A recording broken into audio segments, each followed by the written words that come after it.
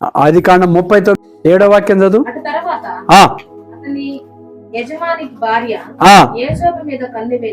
యోసేపు మీద కన్ను వేసి తనతో శయనింపమని చెప్పాను అంటున్నప్పుడు యోసేపు అంటున్న మాట ఏమిటంటే 9వ వాక్యంలో, అన్నిటినీ రాజు ఈ దేశంలో నా చేతికి అప్పగించాడు గాని నిన్ను మాత్రం నాకు అప్పగింపలేదు. యోసేపులో ఉన్నటువంటి గుణం ఏంటంటే, యోసేపు ఫలించడానికి గల కారణం ఏంటంటే తన పరిశుద్ధతను కాపాడుకున్నవాడు. దేవునికి స్తోత్రం, హల్లెలూయా.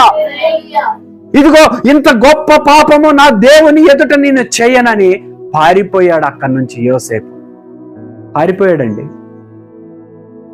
ఈ రోజుల్లో ఉన్నటువంటి యవనస్తులు పారిపోయేటోళ్ళేనా?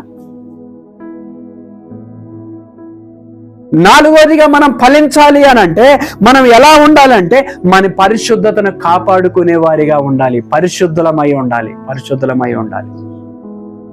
దేవుడే చెప్పాడు, నేను పరిశుద్ధుడను కనుక మీరును. చెప్పండి ఒకసారి,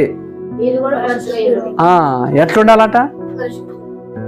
నేను పరిశుద్ధులను కనుక మీరును పరిశుద్ధులై ఉండరని దేవుడే చెప్పాడు కనుక యోసేపు పరిశుద్ధుడిగా ఉన్నాడు.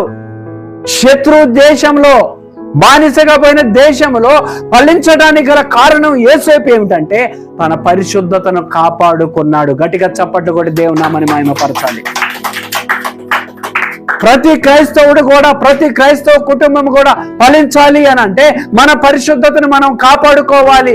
ఎప్పుడు అని అంటే యేసు రక్తంలో కడగబడి మనం పరిశుద్ధులుగా ఉన్న నాట నుంచి మన బ్రతుకు దినము మనం ఇక్కడ ఈ లోకం నుంచి వెళ్ళిపోయేంత వరకు మన పరిశుద్ధతను కాపాడుకోవాలి.